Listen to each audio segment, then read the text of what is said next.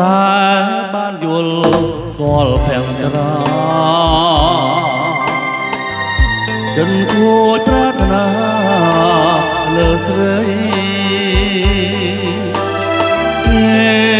ក៏មិនលងរៀមនឹកស្រមៃអើយតែព្រះស្រីជាប់នឹងនេត្រាបងសូមផ្ញើនឹងចរណៃវាមួយយ៉ាងខ្លីគឺជាសេចក្តីស្នេហាសូមអូនមេត្តាមេត្តាយល់ចិត្តរៀមផងដែលបំណងបងស្នេហ៍លើបលាក់តើអូនផឹកស្មាំងទេពីស្អីភាំងត្រាទៅទុនមានមុនស្នាអផុតគេក្នុងលោកីមកសិនអូនប្ររួមពីសម័យចរណៃកាគុំព្រួយចិនតាបងសូមត្រៀមចំរៀងស្នេហ៍រៀងធ្នមមកពេលព្រលឹងដែលរៀងស្នេហ៍សូមអូនមេត្តាមេត្តាយល់ចិត្តរៀងផង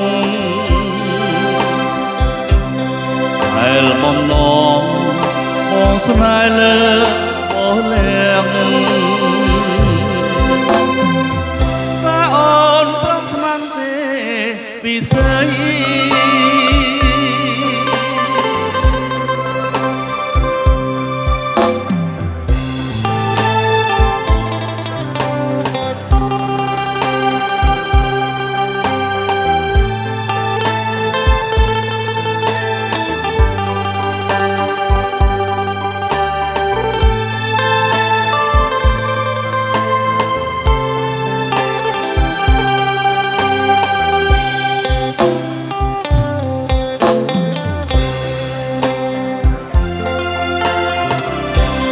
ត្រា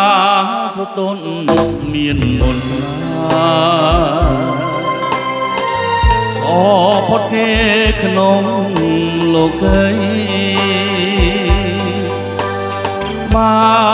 កអូនប្ររួមពីសម័យចរណៃកាគុំព្រួយចិនតា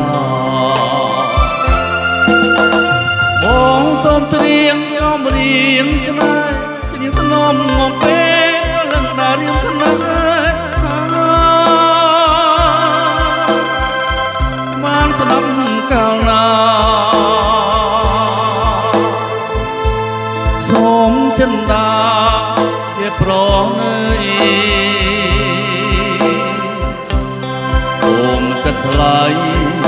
ជាខន្តីសន្តោស